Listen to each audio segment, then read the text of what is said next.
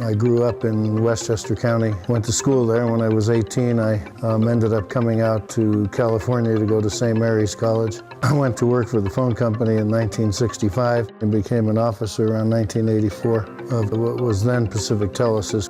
So in December of 1989, Pacific Telesys, with a company called Mannesmann in Germany, won the license to be the first competitor to Deutsche Telekom. The European Union at the time had decided that all the countries in the Union were going to use a new standard that had been developed about 3 years earlier called GSM. I got sent over to Germany and we built the world's first digital cellular system, or mobile system as I prefer to call it. They really hadn't worked through any of the issues. So in some ways it was pretty damn scary because we were going to put $1 billion into this business before we really knew that everything was going to work. We had delays of about a year until one day the Minister of Communications in Germany, Schwarz-Schilling, gave us permission to launch a network with or without the European Union's blessing. We got that network up and made the first international calls in early June of 1992. AirTouch spun off of Pacific Telesys around 1993 and was the biggest wireless operator in the world at the time. I became the head of international operations and built networks in 10 countries around the world, including the first CDMA network in the world in Korea. OmniPoint was something that could only have happened in the late 90s. We built a network that was about 40 feet off the ground, and we used flat panel antennas so people didn't know where the hell we were.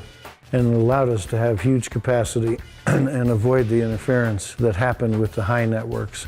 We got involved in the auctions in 1996, bought licenses for about 100 million pops, and raised and spent $4 billion without ever turning a profit. This is OmniPoint. Omni was our advertising bird at OmniPoint. Even though parrots are a pain in the backside, he did enough work for us so that he got his own room when we built this house. Well, Claire and I have been married for almost 48 years. We had 3 children and we have 6 grandkids now. Claire and I raced our first horse a little over 10 years ago, and we got the bug, me much more than Claire. You feel like you're 16 years old again. I mean, you got butterflies, you're nervous. I like breeding my own horses, and we'll know how good we are at it in another year. By another year from now, we'll know. I do play a little golf, and I love just being up here at Lake Tahoe. I had always been looking for technologies that would replace GSM and CDMA. I listened to the XG story at the time. I decided I'd go back to work again and that we would invest in this company. And it's been over 3 years, and we finally have a working cognitive radio system. I think the first thing that was really surprising was when short message service, texting, became so dominant so quickly in Europe. And I guess now my biggest surprise is, and it's especially true in New York City, people come down out of the tall buildings and they're watching a damn TV show on their smartphone, and I just sit there and go, how did the world get this way? When I was growing up, we didn't have TV yet. The wireless industry has already done a lot to change the world, but I think even more will happen over the next 10 and 20 years. I know that there are things I'm not even thinking about today that'll happen in the wireless world.